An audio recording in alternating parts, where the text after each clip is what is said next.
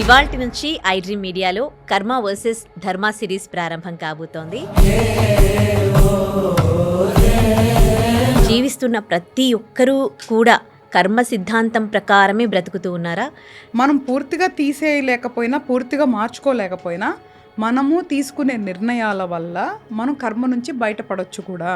మన పుట్టుక అనేది మనం ఎక్కడ పుట్టాలి, ఎవరికి పుట్టాలి, ఎలా ఏ శరీరంలోకి మనం ప్రవేశించాలి, ఇవన్నీ కూడా కర్మ సిద్ధాంతమేనా? 100%. ఇప్పుడు ఎవరెవరికి పుడుతున్నారు, ఎలా పుడుతున్నారు, ఎందుకు పుడుతున్నారు, వాళ్ళ లైఫ్ స్టైల్స్ ఏంటి అనేది మనం చూస్తే ఏదో సిస్టమ్ నడిపిస్తుంది కదా. చాలా ప్రయాణం చేసి చాలా కష్టపడితే ఒక స్థాయికి వచ్చి తర్వాత సుఖపడిన వాళ్ళు ఎంతో మంది ఉన్నారు. మీరు కర్మ సిద్ధాంతంలో ఎక్కువగా చెప్తారని ఏంటి అంటే క్షమించాలి, ఎవరికి హాని చేయొద్దు, బాగా బతకాలి అని. కానీ ఎంతవరకు క్షమించచ్చు? నిజంగా ఒక మనిషి నిన్ను బాధపడుతున్నారు అనవసరంగా, అన్యాయంగా అంటే అర్థం ఏంటి అంటే నీ మీద వాళ్ళకి గౌరవం కానీ ప్రేమ కానీ లేనట్లే. అలాంటి వ్యక్తితో ఉండాలా లేదా అనేది నీ నిర్ణయమే కదా.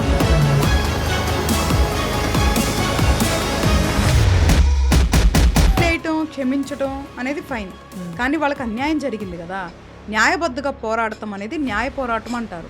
అంటే మనకి శాస్త్రంలో కూడా నువ్వు చెప్పిన గీతలో కానీ ఎక్కడైనా ధర్మయుద్ధం ఎప్పుడు తప్పు కాదు. ఐడ్రీమ్ ప్రేక్షకులకు నమస్కారం. కర్మ వర్సెస్ ధర్మ సిరీస్కి స్వాగతం.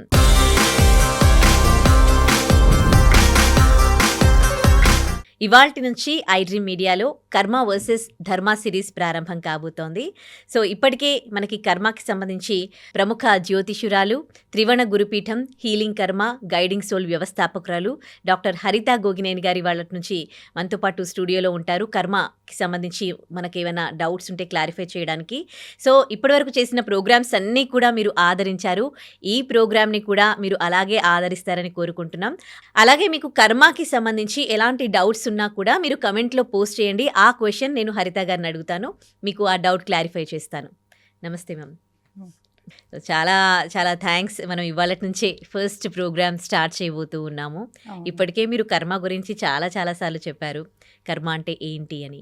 సో కర్మ గురించి ఇంకో డౌట్ ఏంటంటే, ఇప్పుడు జీవిస్తున్న ప్రతి ఒక్కరూ కూడా కర్మ సిద్ధాంతం ప్రకారమే బ్రతుకుతూ ఉన్నారా, లేకపోతే లేదు వాళ్ళకి ఏమైనా ప్రాబ్లమ్స్ ఉన్నప్పుడు నేను ఎందుకు నా కర్మ ఇట్లా ఉందని నేను ఇట్లా ఉండాలి, నేను నా కర్మను మార్చుకుంటాను అని కొంతమంది అంటే విల్లింగ్ ఫీల్తో వెళ్తూ ఉంటారు. సో అది కూడా కర్మ సిద్ధాంతమేనా? లేకపోతే నువ్వు అడిగిన దాంట్లో 2 విషయాలు ఉన్నాయి కదా. కర్మ సిద్ధాంతం ఫ్రీ విల్ అంటే స్వేచ్ఛగా నిర్ణయం తీసుకోవటం. ఇప్పుడు ఏదైతే ఇప్పుడు whatever we are going through అంటే ఇప్పుడు మనం ఏదైతే అనుభవిస్తున్నామో అది కర్మానుసారం అనుభవిస్తున్నాం. కానీ ఇప్పుడు ఏదైతే జరుగుతుందో జరగబోతుందో అది మనకి ఫ్రీ విల్ అంటే మనం స్వేచ్ఛగా నిర్ణయాలు తీసుకోవచ్చు. సో అనుభవించేది కర్మకు సంబంధించింది. ఇప్పుడు జరిగే ఫ్యూచర్కి సంబంధించి మాత్రం మనమే ఫ్రీగా దానికి సంబంధించి నిర్ణయాలు కానీ ప్రయాణం కానీ ప్రణాళిక కానీ చేసుకోవచ్చు. అందులో మనం చేసే పనుల వల్ల మళ్ళీ మంచి చెడు అనేది మళ్ళీ ఫ్యూచర్ అకౌంట్లో నీకు స్టోర్ అవుతూ ఉంటుంది అనమాట. సో ఇప్పుడు ఇలా జరుగుతుంది కర్మ అయినా మనం పూర్తిగా తీసేయలేకపోయినా, పూర్తిగా మార్చుకోలేకపోయినా, మనము తీసుకునే నిర్ణయాల వల్ల మనం కర్మ నుంచి బయటపడొచ్చు కూడా. సో అది మనం తీసుకునే నిర్ణయాల వల్ల ఆధారపడి ఉంటుందన్నమాట. సో ఇప్పుడు ఫర్ ఎగ్జాంపుల్ ఇప్పుడు కర్మానుసారం పూర్వజన్మలోనో లేదా మనకు తెలుసో తెలియకో మనం చేసిన యాక్షన్స్ వల్ల వచ్చిన రియాక్షన్స్నే కర్మ అంటారు. అంటే మనం చేసిన దానికి ఫలితమే కర్మ అని చెప్పబడతాం మనం. ఇప్పుడు ఈ శరీరంలో వాళ్ళకి ఏదైనా హెల్త్ రిలేటెడ్ ఇష్యూ వచ్చింది అనుకుందాం. ఫర్ ఎగ్జాంపుల్ డయాబెటిక్ ఇష్యూయే వచ్చింది అనుకుందాం. అది హెరిడిటీ అవ్వచ్చు లేదా కర్మానుసారం రావచ్చు. సో కర్మానుసారం ఎలా వస్తుంది? కర్మానుసారం వల్లే గ్రహాలు కూర్చుంటాయని ఎప్పుడు చెప్తూ ఉంటాను కదా. సో ఆ గ్రహాల స్థితిగతులు బట్టి, ఆ హార్మోన్స్ ఇంబ్యాలెన్స్ బట్టి మనకి డయాబెటీస్ అనేది వస్తూ ఉంటుంది. నువ్వు చూస్తే షుగర్ తిన్నంత మాత్రానో లేదు అంటే వేరే అంటే స్ట్రెస్ ఉంటేనో స్ట్రెస్ ఉండకపోతేనో వేరే వేరే రకరకాలుగా నువ్వు ఎప్పుడు జడ్జ్ చేయలేవు. డయాబెటిక్ ఎందుకు వస్తుంది అనేది ఎప్పుడు జడ్జ్ చేయలేవు. నువ్వు చూసి చాలామందికి 40-50 ఇయర్స్లో వస్తుంది. హెరిడిటీ ఎట్లా అవుతుంది? నువ్వు మామూలుగా వచ్చే ముందే వాళ్ళకి జీన్స్లో ఉంటుంది అంటే ఎక్కడ మొదలైంది అసలు అది? సో ఇలాగ డయాబెటిక్ సంబంధించి మనకి చాలా క్వశ్చన్స్ ఉంటాయి కదా. సో నేనేమంటాను, వాట్ ఎవర్ ఇట్ ఈస్, ఒక ఇన్సులినో లేదా హార్మోన్స్ రిలేటెడ్కి సంబంధించిన ఒకటి నీకు వచ్చింది కర్మానుసారమే అనుకుందాం. ఇప్పుడు అది వచ్చింది, నువ్వు దాన్ని పెంచుకుంటావా, తగ్గించుకుంటావా నీ చేతుల్లోనే ఉంటది కదా! అవును. అంటే సమయానికి మందులేసుకుంటావా? లేదా నీ ఆహారపు అలవాట్లు మార్చుకుంటావా? దానికి సంబంధించిన ఎంతో కొంత కసరత్తు చేసుకుంటావా అనేది మన చేతుల్లోనే ఉంది గదా! సో, రావటం కర్మ అనుకుందాం. ఫర్ ఎగ్జాంపుల్ చెప్తున్నాను నేను అర్థమవటానికి. హ్మ్. ఒకవేళ డయాబెటిక్ అనే ఒక వ్యాధి రావటం కర్మ అనుకుందాం. హ్మ్. కానీ దాన్ని తగ్గించుకోవటం, పెంచుకోవటం అయితే మన చేతుల్లోనే ఉంది కదా! కరెక్ట్. సో, దాన్ని తినకూడని పదార్థాలు ఇష్టం వచ్చినట్టు తినేసేసేసి ఇన్సులిన్స్ లెవెల్‌కి ఎళ్ళిపోయి ఏదన్నా సివియర్‌గా చేసుకోవటం అనేది ఫ్రీ విల్లే గదా! హ్మ్. అది కర్మ కాదు గదా! హ్మ్. సో, వచ్చింది దానికి నువ్వు రెస్పాన్సిబిలిటీ కాదు గదా! హ్మ్. ఒక శరీరంలో ఒక డయాబెటిక్ అనే ఒక వ్యాధి రావటం అనేది వాళ్ళకి సంబంధం లేకుండా జరిగి ఉండొచ్చు కదా! హ్మ్. అవును. కానీ ఇప్పుడు ఎలా బతకాలి? దాని నుంచి ఎలా బయటికి రావాలి? ఎలా తగ్గించుకోవాలి? ఆ జీవితం ఏదైతే తను తినే గాని చేసే పనుల ప్రణాళిక అనేది ఫ్రీ విల్. హ్మ్. సో, కర్మానుసారం కొన్ని వచ్చినా అంటే మనకు సంబంధం లేకుండా మనం తెలియకుండా వచ్చేదనే కదా మనం కర్మ యాక్షన్స్ అంటున్నాము. హ్మ్.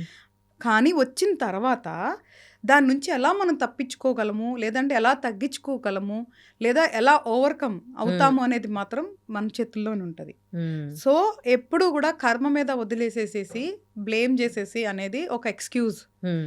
ఏది జరిగినా సరే దాని నుంచి మనం బయటికి రావచ్చు. సో, హ్మ్. కర్మానుసారం మనకి అనుకోకుండా కొన్ని జరిగినా, మన చేతుల్లో లేనివి దాని నుంచి ఎలాగా బయటకొచ్చేదనేది మాత్రం మనకి పూర్తి స్వేచ్ఛ, మనకి పూర్తిగా మన ఫ్రీ విల్ డెసిషన్స్ మీద ఆధారపడి ఉంటది. హ్మ్. మన పుట్టుక అనేది మనం ఎక్కడ పుట్టాలి? ఎవరికి పుట్టాలి? ఎలా ఏ శరీరంలోకి మనం ప్రవేశించాలి? ఇవన్నీ కూడా కర్మ సిద్ధాంతమేనా? 100% అంటే నాకు తెలిసిన సబ్జెక్ట్ చెప్తున్నా. మేబీ ఎవరైనా ఏకీభవించినా, ఏకీభవించకపోయినా ఆలోచిస్తే అర్థమవుతది ఎవరికైనా సరే. హ్మ్. ఎందుకు మనం వీళ్ళకే పుట్టాం? ఎందుకు వాళ్ళు వాళ్ళకే పుట్టారు? ఏంటంటే దెర్ ఈస్ ఎ సిస్టమ్ గదా! హ్మ్. ఇప్పుడు ఎవరెవరికి పుడుతున్నారు? ఎలా పుడుతున్నారు? ఎందుకు పుడుతున్నారు? వాళ్ళ లైఫ్ స్టైల్స్ ఏంటి అనేది మనం చూస్తే ఏదో సిస్టమ్ నడిపిస్తుంది గదా! హ్మ్. మనకి తెలియని ఒక పవర్ ఆర్ సిస్టమ్ ఎక్కడో ఆపరేట్ అవుతుంది గదా! హ్మ్. సరే అది మనం ఎవరు చూడలేదు. బట్ చూసిన దాన్ని బట్టి అర్థం చేసుకుంటే ఓకే. మన యొక్క ప్రీవియస్ యాక్షన్స్ వల్ల ప్రెజెంట్ రియాక్షన్స్‌నే కర్మ అని మనం ఎలా చెప్తున్నామో, ఒక మనిషి అంటే ఒక ఆత్మ అని చెప్తాం. మనం బేసికల్‌గా సోల్ బేసికల్‌గా. హ్మ్. ఒక సోల్ తన ప్రీవియస్ పునర్జన్మ అంటే ప్రీవియస్ జన్మలో పునర్జన్మ అంటే మళ్ళీ హ్మ్. ప్రీవియస్ బర్త్‌లో హ్మ్. వాళ్ళు చేసిన తప్పొప్పులకి సంబంధించిన లెక్కని తీర్చుకోవటానికి కోసం ఏ శరీరంలో ఎవరికి ఎలా పుట్టాలి అనేది కర్మ నిర్ణయిస్తది. దాన్ని ఆపరేట్ చేయటానికి జ్యోతిష శాస్త్రం ఎక్కడ ఉపయోగపడుద్దంటే దాన్ని ఆపరేట్ చేయటానికి గ్రహాలని ఆ స్థితిగతుల్ని నిర్ణయిస్తది. సో, ఎలాంటి తల్లిదండ్రులకి పుట్టాలి? ఎలాంటి వాళ్ళతో నువ్వు ప్రయాణం చేయాలి? ఎలాంటి శరీరం ఉండాలి? ఎలాంటి రోగాలు ఉండాలి? ఎలాంటి ఇల్లు ఉండాలి? ఎలాంటి తిండి తినాలి? ఎలాంటి బట్టలేసుకోవాలి? అనేది మొత్తం కూడా ప్రీ డిఫైన్డ్ ప్రోగ్రామే. హ్మ్. ఇది నేను నేర్చుకొని రీసెర్చ్ చేస్తున్న, అర్థం చేసుకున్న కర్మ సిద్ధాంతంలోని ఒక భాగం. హ్మ్. అయితే ఎలాగా ఈ నిర్ణయించబడుతుంది? అంటే ఒకవేళ ఎక్కువ ఏదన్నా అనుభవించాలి. ఎలాంటి శరీరంలోకి పంపిస్తది ఈ ఆత్మని అంటే, రోగాలొచ్చే దానికి అనుకూలంగా ఉన్న శరీరం, పేదరికంలో పుట్టే శరీరం, డబ్బుతో పుట్టే శరీరం, మంచిగా అన్నీ అనుభవించేలాగా వచ్చే శరీరం, కష్టాలు పడి వచ్చే శరీరం, ఇట్లాగా ఆ శరీరాన్ని నిర్ణయించి ఆ శరీరంలోకి ఈ ఆత్మని పంపిస్తది కర్మ. సో, ఇదంతా కూడా ప్రీ డిఫైన్డ్ ప్రోగ్రాము. మనం చేసిన లెక్కలకి తగ్గ రిజల్ట్స్ ఇట్లా వస్తదనమాట. హ్మ్. అలా వచ్చినప్పుడు కూడా ఇక్కడ వెరీ సింపుల్ ఏంటి అంటే, నువ్వు ఇంతకుముందు తెలిసి తెలియక అంటే ప్రీవియస్ జన్మలో తెలిసి తెలియక చేసిన వాటికి ఇప్పుడు రిజల్ట్స్ కదా! హ్మ్. దానికి తగ్గట్టుగా నువ్వు పుట్టావు. కానీ ఇప్పుడు మళ్ళీ చెడు కర్మ చెయ్యకుండా మంచి విల్‌తో, మంచి ఆలోచనలతో గనక మనం ప్రయాణం చేయగలిగితే మన తలరాతల్ని మనం మార్చుకోవచ్చు. హ్మ్. సో, నువ్వు చూస్తే చాలామంది పేదరిక కుటుంబంలో పుట్టినా గూడా గొప్ప గొప్ప వ్యక్తులైనోళ్ళు ఎంతమంది ఉన్నారు? హ్మ్. గొప్ప గొప్ప ధనికులైనోళ్ళు ఎంతమంది ఉన్నారు? హ్మ్. అంతెందుకు ఈరోజు నువ్వు చెప్పే హిస్టరీలో ఉన్న సక్సెస్ స్టోరీస్ వాళ్ళందరూ గూడా రోడ్డు మీద నుంచి వచ్చినోళ్ళే. హ్మ్. వాళ్ళు పేదరికంలో పుట్టాం గదా అని అలాగే వాళ్ళ ఆలోచనలు ఆగిపోలేదు. హ్మ్. వాళ్ళు చాలా ప్రణాళిక చేసుకొని, చాలా ప్రయత్నాలు చేసుకొని, చాలా ప్రయాణం చేసి, చాలా కష్టపడితే ఒక స్థాయికి వచ్చి తర్వాత సుఖపడినోళ్ళు ఎంతోమందున్నారు. అంటే అది కర్మలో రాసిపెట్టి ఉందేమో అలా కూడా అనుకోవచ్చు కదా? కాదు. కర్మ అనేది నువ్వెక్కడ పుట్టాలో నిర్ణయించేసింది. హ్మ్. నువ్వేం చేయాలో నిర్ణయించేసింది. ఎప్పుడు నువ్వు ఎక్స్‌క్యూజ్ తీసుకుంటావు? మనం చేసే యాక్షన్స్ మన ఆలోచనల పద్ధతి వల్ల మనం డిస్కౌంట్ కానీ లేదు అంటే కనుక బోనస్ కానీ పొందుతావు నువ్వు. సో మనకి ఫ్రీ విల్ అనేది 100% ఉంటుంది. అంటే గెలుపోటములు కర్మ కాదా? గెలిపోటములు మన అంటే- లైఫ్ లో మనం జయించడం, మనం ఏమైనా అనుకున్నది సాధించడం, సక్సెస్ అవ్వడము. ఫ్రీ విల్ కూడా ఉంటుంది. మ్మ్. ఎందుకు ఉంటుంది అంటే ఇప్పుడు ఈ కర్మానుసారం నువ్వు ఒక సపోజ్గా ఒక లైఫ్ లీడ్ చేస్తున్నావు. మ్మ్. ఇప్పుడు నువ్వు అన్నట్లు గెలిపోవటములు అంటే ఏదన్నా పని చేసినప్పుడే కదా. మ్మ్. బట్ అసలు అందులోకి నువ్వు వెళ్ళాలి కదా. నువ్వు గెలవాలన్నా ఓడాలన్నా కూడా నువ్వు ఏదో ఒకటి చేయాలి కదా. మ్మ్. అసలు అది చేసే వరకు వెళ్తుందా లేదా అనేది ఫ్రీ విల్. ఓకే. వెళ్ళిన ఆ. తర్వాత మేబీ మనకున్న కర్మ వల్ల 10 సార్లు ఓడిపోవచ్చేమో, 11సారి గెలవచ్చేమో. నువ్వు అన్నట్లు చాలా మంచి కర్మ ఉంటే 2సారికి గెలవచ్చేమో. మ్మ్. కానీ పోరాడతావా లేదా అనేది నీ ఫ్రీ విల్ కదా. మ్మ్. సో పోరాడాలని నేచరే నువ్వు. సో 10 సార్లైనా పర్వాలా, 11 సార్లు గెలుస్తాను అనేది నీ విల్ కదా. మ్మ్. That is called will power. Okay. So అది నిన్ను గెలిపిస్తుంది. మ్మ్. ఇప్పుడు ఏది నువ్వు మేనిఫెస్ట్ చేస్తున్నావో అది కూడా నీకు హెల్ప్ అవుతుంది. మ్మ్. ఇప్పుడు ఏదైతే ఫ్రీ విల్ ఉందో అది కూడా నీకు హెల్ప్ చేస్తుంది. సో కర్మను అలాగే కదా మనం జయించాలి. మ్మ్. సో రాసిందే అనుభవిస్తానికి పుడితే ఇంకా మనం ఎందుకు, ఇంకా మ్మ్. మనం మార్చుకోవాలి. సో అందుకే మనిషి జన్మ ఒక్కటే దాంట్లో సాధ్యం. నీకు వేరే ఏ జన్మలో నువ్వు మార్చుకోలేవు. ఒక్క మనిషి జన్మలోనే ఈ ఆత్మకి మనం విముక్తి ఇవ్వగలం. మ్మ్. ఎలా ఇవ్వగలం అంటే ఆ కర్మని మనం ఫ్రీ చేసుకోవాలి. మ్మ్. ఓకే. అసలు ఈ కర్మ గురించి ఎవరు చెప్పారు? మనకు పునర్జన్మ ఉన్నది అండ్ గత జన్మ కూడా ఉంది అని. అంటే కొంతమందికి ఇలాంటి డౌట్స్ కూడా ఉంటాయి. అసలు ఏంటి ఈ కర్మ? ఒక మనిషి జీవితం అనేది ఒకటేసారి పుడతారు, ఉన్నన్ని రోజులు హ్యాపీగా ఉండాలి. కొన్ని మంచి మాటలు చెప్పేవాళ్ళు కూడా ఉంటారు. అంటే ఎవరికి హాని చేయకుండా వాళ్ళ లైఫ్ లీడ్ చేస్తే చాలు, నెక్స్ట్ బర్త్ ఉంటుందో లేదో ఎవరికీ తెలియదు.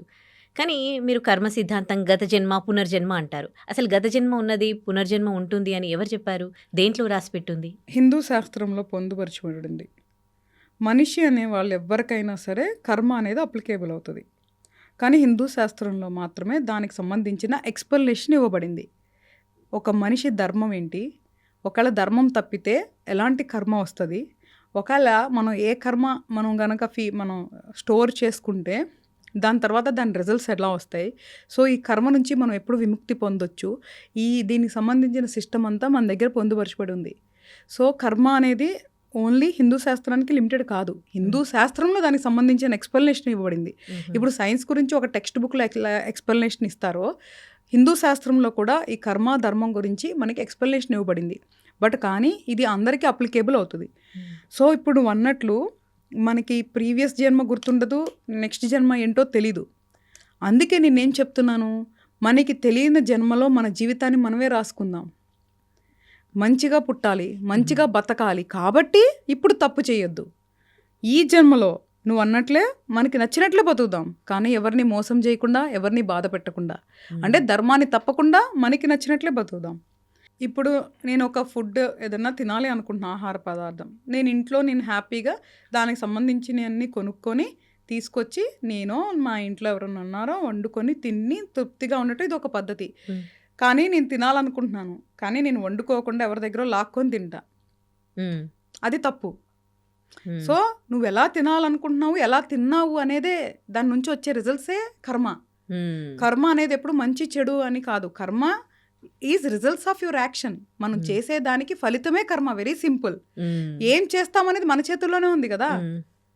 కాబట్టి ఇప్పుడు తినాలనుకుంటున్నాం, మనం చాలా పద్ధతులు ఉన్నాయి, మనకి తినడానికి చాలా ఫుడ్స్ ఉన్నాయి. కొంతమంది ఎగ్స్ తింటారు, కొంతమంది వెజిటేబుల్స్ తింటారు, కొంతమంది మాంసాహారం తింటారు. అంటే ఒక జీవిని చంపి తింటున్నాము అంటే అది తప్పు అని ఒకళ్ళు తినలేదు అనుకో, అది మంచిది వాళ్ళకి. లేదు ఒక జీవులు చచ్చిపోయిన పర్వాలా, మన టేస్ట్ బడ్స్ మనకి రుచిగా ఉంటుంది, మనం తినాలి అనుకొని చూస్ చేసుకున్నాం అనుకో, దానికి సంబంధించిన రిజల్ట్స్ వేరే ఉంటాయి. అంటే నేను చంపట్లేదు కదా అంటే అలా కాదు కదా. దాన్ని పెంచినోళ్ళు, దాన్ని చంపినోళ్ళు, దాన్ని తిన్నోళ్ళు అందరూ ఆ పాపంలో భాగం చేసుకోవాల్సిందే. అంటే ఒక జీవిని చంపేదానికే పెంచి దాన్ని అలా చేయటం అనేది మానవత్వం అంటే అనిపించుకోదు కదా. సో అవి కొన్ని ఉంటాయి అన్నమాట, చిన్న చిన్నవి. అలా అని మరి నాకు తినాలనిపిస్తే తినొద్దా అంటే మనం అన్నీ తినం కదా. ఎందుకు కొన్ని మాత్రమే తినాలనుకుంటున్నాము అంటే మనకున్న అవి ప్రేరేపిస్తాయి.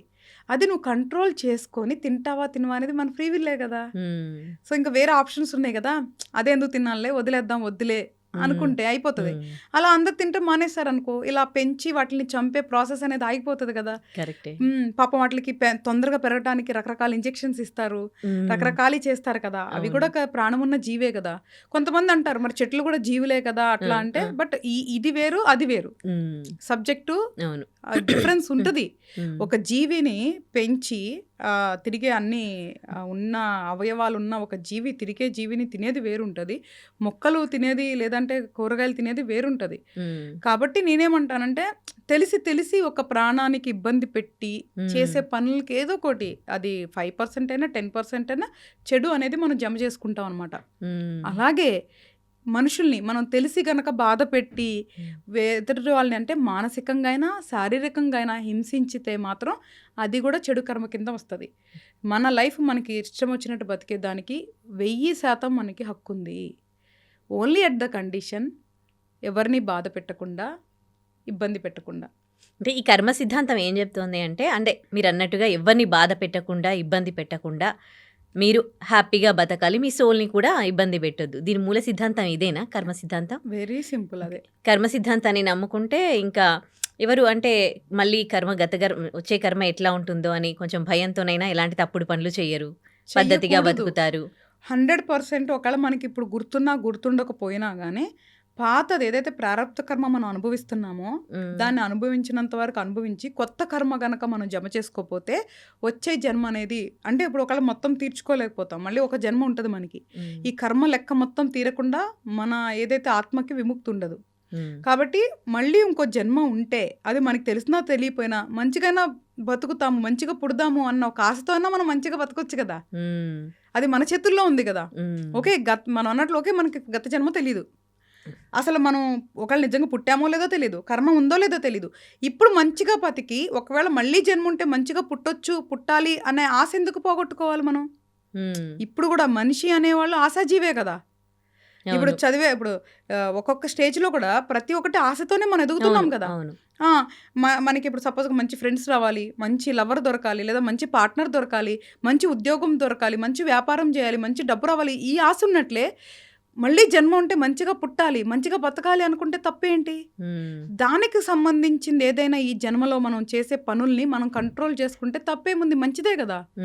ఏదో ఆవేశంలో, లేదంటే ఆ క్షణికావేశం అంటారు కదా, ఏదో ఆవేశంలో స్వార్థంతో ఏదో తప్పు చేసేసి దానికి ఇప్పుడు అనుభవించి మళ్ళీ అనుభవించి ఎందుకు మనకి? ఒక్క క్షణం మనల్ని మనం కంట్రోల్ చేసుకొని మన ఆలోచనలు మనం ఫిల్టర్ చేసుకుంటే ఇప్పుడు ఆ చెడు అనేది ఆపొచ్చు, మంచి కుటుంబం, మంచి సమాజంలో మనం బతకొచ్చు, మళ్ళీ జన్మ ఉంటే అప్పుడు కూడా మంచిగా చేసుకోవచ్చు కదా. మీరు కర్మ సిద్ధాంతంలో ఎక్కువగా చెప్తారని ఏంటి అంటే క్షమించాలి, ఎవరికి హాని చేయొద్దు, బాగా బతకాలి అని. కానీ ఎంతవరకు క్షమించవచ్చు? ఒక పర్సన్ ఒకరిపైన ఇంకొకరిపైన దాడి చేస్తూ ఉన్నారు, సరే వాడు అంటే దాడి చేస్తూ ఉంటే కూడా నా కర్మ, సరే వాడిని క్షమిద్దాం అని వదిలేసి హామ్ చేసుకోవడం బెస్టా, లేకపోతే వాడిని అడ్డుకొని ఎదురుగా ఫైట్ చేయడము కరెక్టా? కర్మ సిద్ధాంతం ఏం చెప్తుంది ఇలాంటి సిచ్యువేషన్లో? ఇప్పుడు మంచి ప్రశ్న వేసావు నాన్న. ఇప్పుడు ఎవరన్నా నీకు హామ్ చేస్తున్నారు, ఫర్ ఎగ్జాంపుల్ నీకు ఫ్రీ విల్ అన్నది ఒకటి ఉంది కదా. కర్మానుసారం నువ్వు ఒకరి చేత బాధించబడుతున్నావు కదా. ఇక్కడ నీకు ఫ్రీ విల్ ఉంటుంది. ఫ్రీ విల్ అంటే ఏంటి? నీవు స్వతహాగా నిర్ణయం తీసుకునే నీ ఆలోచన. సో ఇక్కడ నీ ఆలోచన ఏం చెప్పాలి? ఏదర్ ఆ మనిషి నుంచి దూరంగా ఉంటావా, ఆ మనిషితో ఉండి మార్చుకోవాలనుకుంటున్నావా, లేదా ఆ మనిషికి బుద్ధి చెప్పాలనుకుంటున్నావా, లేదా ఆ మనిషిని కర్మకు వదిలేసి నీ బతుకు నువ్వు బతకాలనుకుంటున్నావా? ఇట్లాగా మనకి ఒక 10 చాయిస్లు ఉన్నాయి అనుకో. ఇందులో ఏది నిర్ణయించుకుంటావు అనేది నువ్వేగా. ఆ మనిషిని క్షమించి ఉండాలనుకుంటున్నావా, వదిలేయాలనుకుంటున్నావా? ఆ మనిషికి బుద్ధి తెప్పించడానికి ఏదైనా చేయాలనుకుంటున్నావా, లేదా కొంచెం అగ్రెసివ్గా థింక్ చేస్తే నన్నే ఇలా చేశాడా, వాడి జీవితాన్ని ఏదన్నా చేద్దాం అనుకుంటున్నావా? ఇట్లాగా మనకి రకరకాల ఆలోచనలు వస్తాయి కదా. నేనేం చెప్తున్నాను అంటే నిజంగా మన జీవితంలో ఎవరైనా జీవితంలో ఒక మనిషి వల్ల బాధించబడితే ధైర్యంగా నిర్ణయం తీసుకోవాలి. ఎలా తీసుకోవాలి? ఆ మనిషి తాత్కాలికంగా మనల్ని బాధిస్తున్నాడా, లేదా ఆ మనిషి బుద్ధే మనల్ని బాధించటమా? First number 1. ఎందుకంటే కొన్ని సిచ్యువేషన్లో స్ట్రెస్ వల్లనో లేదా వేరే దాని వల్లనో ఒకరిని బాధించటం కానీ బాధ పెట్టడం కానీ జరిగేదానికి అవకాశం ఉంటుంది. ప్రతి మనిషి తప్పు చేస్తాడు. సో ఫస్ట్ నువ్వు అవకాశం ఇస్తున్నావా వాళ్ళకి మారటానికి? ఇస్తే వర్త్ అనుకుంటే అవకాశం ఇవ్వు.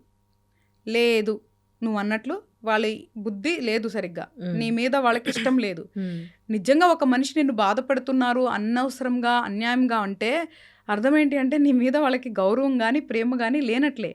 అలాంటి వ్యక్తితో ఉండాలా లేదా అనేది నీ నిర్ణయమే కదా. ప్రయత్నించమంటా నేను ఎప్పుడు కూడా. ఎందుకు సడన్ గా డెసిషన్ తీసుకునే దాని బదులు మనకి ఫ్యూచర్ లో ఎప్పుడు రిగ్రెట్స్ ఉండకూడదు కాబట్టి ప్రయత్నించమంటాను. సో ప్రయత్నించిన తర్వాత కూడా వాళ్ళల్లో మార్పు రాకపోతే వాళ్ళ నుంచి దూరంగా ఉండేదా ఏంటి అనేది నిర్ణయం తీసుకోవాలి. ఇక్కడ పాయింట్ నెంబర్ 1, నువ్వు అన్నా క్షమించడం. కలిసి ఉన్నా కలిసి ఉండకపోయినా క్షమించటం వలన వాళ్ళకి మనకి రుణానుబంధం అనేది తెగ్గొట్టిపోతుంది. అది తెగ్గొట్టినంత వరకు ఈ సైకిల్ కంటిన్యూ అవుతూ ఉంటుంది.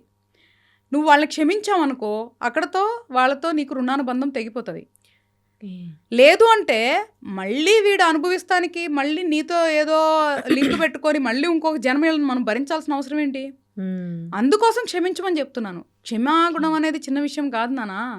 ఒకళ్ళని క్షమించడం అంటే అంత ఈజీ అనుకుంటున్నావా? చాలా పెద్ద టాస్క్ అది. మనం ప్రాయశ్చిత్తము అంటే మనం తప్పు చేస్తే ప్రాయశ్చిత్తం అంటాం కదా, అంటే మనకి మనం తప్పు తెలుసుకుంటాం చూసావా, అది చాలా గొప్ప గుణం. అది జరగాలన్నా ఒకళ్ళు తప్పు చేసినప్పుడు నువ్వు క్షమించాలన్నా ఈ 2 చాలా గొప్ప గుణాలు. అంత ఈజీగా అవి రావు.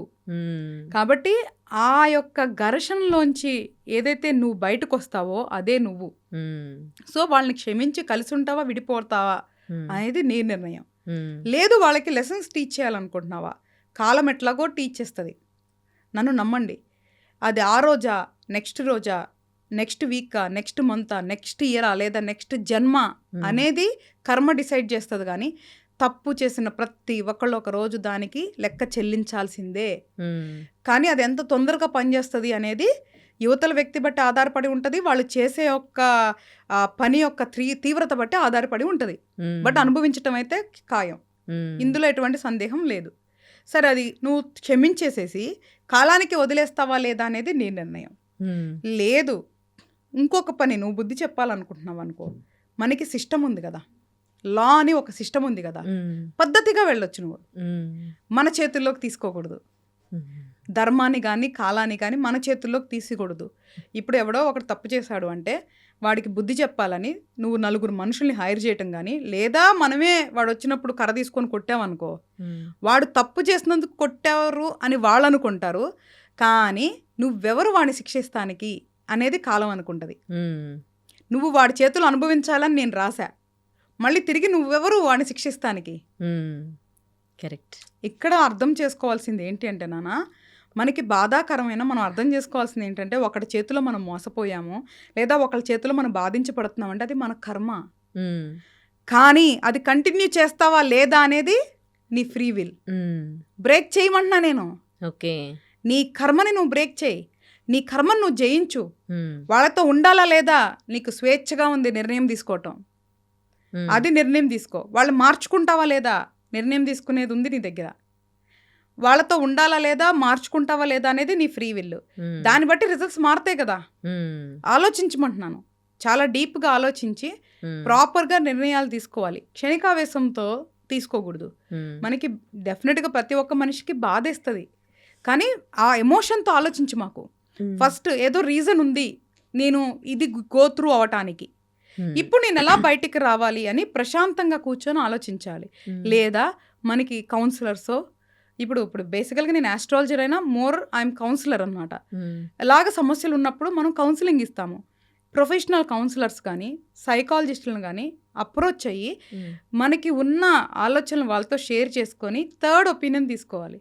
Rather than talking to me ఫ్రెండ్స్తో ఫ్యామిలీ వాళ్ళతో మాట్లాడేదానికంటే అలా థర్డ్ పార్టీ అంటే అవతల వ్యక్తికి మనకి సంబంధం లేని 3వ వ్యక్తి దగ్గర వ్యక్తపరచుకుంటే మనకి ప్రాపర్గా మనకి సజెషన్స్ వస్తాయి అన్నమాట, సలహాలు.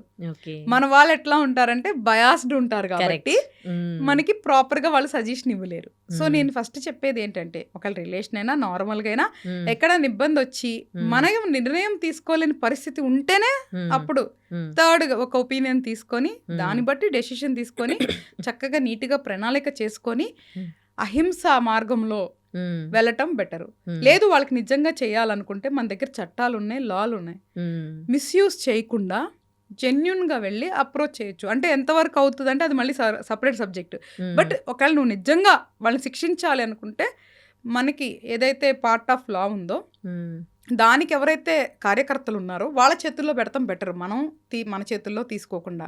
ఉమ్, ఎందుకు చెప్తున్నానంటే ఇప్పుడు వాళ్ళకి ఏదన్నా చేస్తే ఈ క్షణం మనకి ఏదో తృప్తి కలగవచ్చు, ఉమ్, కానీ దానివల్ల కూడా మళ్ళీ చెడు కర్మ అనేది ఫామ్ అవుతుంది. ఉమ్, ఒక చెడు చేసిన వ్యక్తికి ఏదో మనం బుద్ధి చెప్పాలని మళ్ళీ చెడు తెచ్చుకునే బదులు మనం అది అర్థం చేసుకొని యాక్సెప్ట్ చేసేసే, అంగీకరించి వాళ్ళని క్షమించి అక్కడ నుంచి ఆ ఊబిలోంచి బయటికి వెళ్ళిపోమంటున్నా. ఉమ్. బ్రేక్ ద కర్మ అంటున్నా నేను. ఓకే. కర్మ బ్రేక్ అయిపోద్ది, Break ఇంకా అవుతుంది. కర్మ మళ్ళీ మనకి ఫాలో కాదు, ఫాలో కాదు, అక్కడికి బ్రేక్ అయిపోద్ది. అది మన చేతుల్లోనే ఉంటుంది. చెయ్యాలి, అలా చేయలేరు మన వాళ్ళు. ఉమ్, అక్కడే మనం సఫర్ అవుతూ ఉంటాం అనమాట.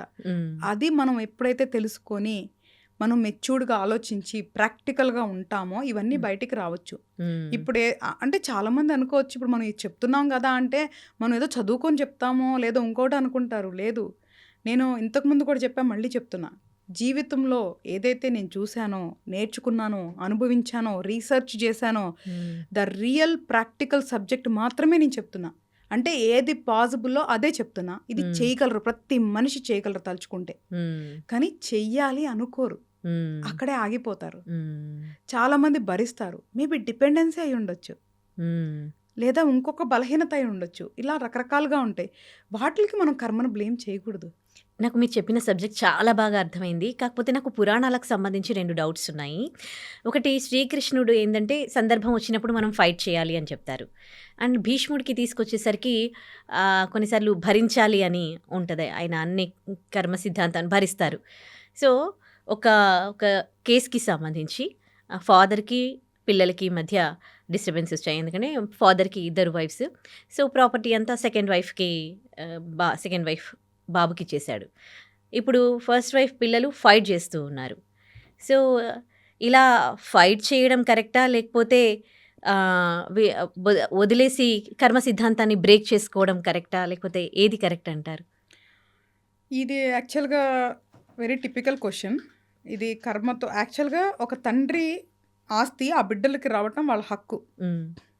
That to first wife kids వాళ్ళు కంపల్సరీగా సెకండ్ మ్యారేజ్ కూడా చేసుకోలేదు తను. She's just keep.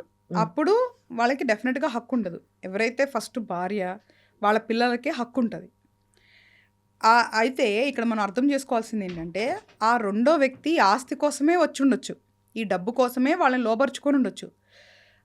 Either first వాళ్ళు కూర్చోబెట్టి ఆ ఫాదర్కి అర్థమయ్యేలాగా చెప్పి నలుగురు మంచి మనుషులతోనో రకరకాలుగా, అంటే ఫస్ట్ మాటలతో ఆ మనిషి మనసు మార్చి, మైండ్ మార్చి, రియలైజేషన్ ప్రాసెస్లోకి వెళ్ళి చేసి సాత్వికంగా చేసుకునేది ఒక పద్ధతి. అదంతా అయిపోయింది. అయిపోయింది, అప్పటికి మారలేదు. మారినప్పుడు డెఫినెట్గా లా ప్రకారం ఫైట్ చేయడంలో తప్పే లేదు. ఎందుకంటే ఇక్కడ ఎవరిని మనం హామ్ చేయట్లేదు, అది వీళ్ళ హక్కు. ఎందుకంటే అదే తండ్రిని నమ్ముకొని ఈ పిల్లలు వచ్చారు కదా, అదే భర్తను నమ్ముకొని ఆవిడ జీవితం అంతా అట్లా ఉంది కదా, ఉండి ఆయన నమ్ముకొనే పిల్లలు సంసారం అనేది ఏర్పరచుకున్నారు కదా. ఇప్పుడు నడి రోడ్డు మీద వదిలేయటం అది 100% అధర్మం. ఆయన కర్మ ఆయన అనుభవించాల్సిందే. ఆయన కర్మను అనుభవిస్తాడు అనేది ఇది ఫిక్స్డ్ ప్రోగ్రామ్. ఇంకా నువ్వు దీని గురించి ఆలోచించాల్సిన అవసరం లేదు. కానీ వదిలేయటం, ఫైట్ చేయటం అనేది వీళ్ళ హక్కు. ఫైట్ చేయటం అనేది వీళ్ళ హక్కు, అది అధర్మం కాదు. ఏదో బయట వాళ్ళ ఆస్తుల కోసం ఫైట్ చేస్తే అధర్మం తప్ప సొంత తండ్రి ప్రాపర్టీ మిస్యూజ్ అయ్యి రాంగ్ హ్యాండ్స్లోకి వెళ్లకుండా వాళ్ళ తల్లి కోసం వాళ్ళ కోసం పోరాడటం అనేది తప్పు కాదు. అంటే వాళ్ళ వర్షన్ ఏ విధంగా ఉందంటే, సో మీ అందరు పెళ్ళిళ్ళు అయిపోయాయి, మీది అయిపోయింది, మీ బాధ్యత నేను చేశాను, మీకు ఇంకేం రైట్ ఉంది అని ఆ ఫాదర్ వాదిస్తే? రైట్ ఏమన్నా, ఒక ఫాదర్ బతుకున్నంత వరకు తన ఆస్తి తను అనుభవించవచ్చు.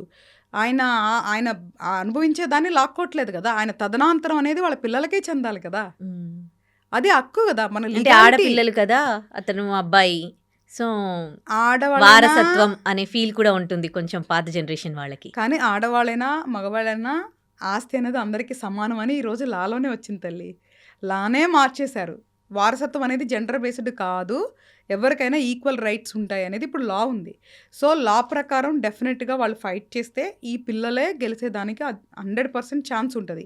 కాకపోతే ఇదంతా జరిగింది అంటేనే వీళ్ళకి కొంత చెడు కర్మ ఉండబట్టే ఈ ఫేస్ వచ్చిందనేది వీళ్ళు అర్థం చేసుకోవాలి. అర్థం చేసుకొని ఆ కర్మని జయించే మార్గంలో వాళ్ళు వెళ్ళాలి. ఎలా వెళ్ళాలి అంటే, ఇప్పుడు వాళ్ళు దీన్ని 2 రకాలు. వదిలేయటం, క్షమించటం అనేది ఫైన్. కానీ వాళ్ళకి అన్యాయం జరిగింది కదా, న్యాయబద్ధంగా పోరాడటం అనేది న్యాయ పోరాటం అంటారు. అంటే మనకి శాస్త్రంలో కూడా నువ్వు చెప్పిన గీతలో కానీ ఎక్కడైనా ధర్మయుద్ధం ఎప్పుడు తప్పు కాదు, ధర్మయుద్ధం ఎప్పుడు చెడు కాదు. వీళ్ళు లా ప్రకారం ఫైట్ చేస్తున్నారు అంటే అది ధర్మయుద్ధం. అదే నువ్వు 4-5 మంది వాళ్ళు గూండాలను పెట్టి వాళ్ళ నాన్నని ఒక రూమ్లో కట్టేసి ఒరే రాస్తావా సస్తావా అని అడిగితే అదే అధర్మ యుద్ధం. లా ప్రకారం వెళ్ళినప్పుడు అది ధర్మయుద్ధం, తప్పే లేదు. వాళ్ళ అమ్మకి వాళ్ళకి న్యాయం జరగాలి. వీళ్ళకి పెళ్ళిళ్ళు అయిపోయి బాగున్నాయి, వాళ్ళ అమ్మ పరిస్థితి ఏంటి? ఆవిడ ఎలా బతకాలి? ఇదే మనిషిని నమ్ముకొని బతికిందే. మరి ఆవిడ ఉన్నప్పుడే ఒక అమ్మాయిని తీసుకొని వచ్చి ఆవిడ మానసికంగా అన్ని రకాలుగా మోసం చేశాడే, మరి ఇప్పుడు ఆవిడకి న్యాయం చేయాలి కదా. అంటే ఇక్కడ చిన్న కరెక్షన్, తనకి ఇవ్వడం జరిగింది కానీ వాళ్ళకి 90% ఇస్తే ఆ అమ్మాయికి, ఆ లేడీకి 10% ఇవ్వడం జరిగింది. సో ఆ 10%తో తను అది లైఫ్ చేస్తుంది కదా అని. అంటే సొంత భార్యకి 10% ఇచ్చారా? 10%, వాళ్ళకి 90%. మరి అది తప్పుగా తల్లి. ఎందుకంటే అసలు ఫస్ట్ ఆఫ్ ఆల్ ఇప్పుడు మన దాని ప్రకారం, మన ధర్మం ప్రకారం కానీ సిస్టమ్ ప్రకారం కానీ ఒక భార్య ఉన్నప్పుడు ఇంకొకరితో బంధంలోకి వెళ్ళకూడదు. నువ్వు వెళ్ళాలి అనుకుంటున్నప్పుడు పద్ధతిగా ఆ భార్య దగ్గర అంగీకారం తీసుకోనో, లేదో ఆ భార్యను ఒప్పించి ఆ భార్యతో పద్ధతిగా లీగల్గా విడిపోయో నువ్వు వేరే రిలేషన్ చేసుకో. నేనేమి ఒకళ్ళు దాంట్లో సంతోషంగా లేరంటే దాంట్లోనే ఉండమని మనం ఎప్పుడు చెప్పట్లేదు. కానీ అదైనా పద్ధతి ప్రకారం చేసుకోవాలి కదా. చేసుకొని నువ్వు వెళ్తే పర్వాలా. ఆవిడని మానసికంగా నువ్వు బాధ పెట్టి, మానసికంగా మోసం చేసి ఇలాగ చేయటం అధర్మమే. వాళ్ళకి చెడు కర్మ చాలా తీవ్రంగా ఉంటుందమ్మా. ఇందులో కర్మ వచ్చే రిజల్ట్స్ కూడా కొన్ని తీవ్ర కర్మలు అంటారు, కొన్ని చిన్న కర్మలు ఉంటాయి, మీడియం కర్మలు ఉంటాయి, తీవ్ర కర్మలు ఉంటాయి. అది చాలా తప్పు. కాబట్టి వాళ్ళు ఎప్పుడైతే అన్యాయం అనిపిస్తే న్యాయంగా పోరాడటం అనేది ధర్మయుద్ధం, అందులో తప్పే లేదు. మనం ఉన్నయేమీ లాక్కొని వాళ్ళని నడి రోడ్లో పంపించట్లేదు కదా. ఆయన తదనంతరమే వచ్చినా పర్వాలేదు, ఉన్నన్నాళ్ళు ఎంజాయ్ చేసుకోమండి. ఆ తదనంతరం ఎవరైతే బిడ్డలు ఉన్నారో వాళ్ళకే హక్కు ఉంటుంది కాబట్టి పోరాడాలి. నేను ఇదే చెప్తున్నా, కర్మని అర్థం చేసుకోండి, బలహీనులు అవ్వద్దు, బలవంతులు అవుదామంటున్నా. కర్మను అర్థం చేసుకొని మనం కర్మని జయించి మంచి మార్గంలో ప్రయాణిస్తూ బలవంతులు అవుదామంటున్నా. ఇప్పుడు నేను కర్మ గురించి చెప్పేదంతా కూడా మీరు ఒప్పేసుకొని సరెండర్ అయిపోయి అనుభవించండి నేను ఎక్కడ చెప్పను. మనం దాని నుంచి బయటకు వద్దామని చెప్తున్నా. అందుకే అలాంటి సిచ్యువేషన్లో ధర్మంగా పోరాడటంలో తప్పే లేదు. కర్మకి వదిలేయాల్సిన అవసరం అంతకంటే లేదు. చాలా చాలా మంచి పాయింట్స్ చెప్పారు. Thank you so much madam.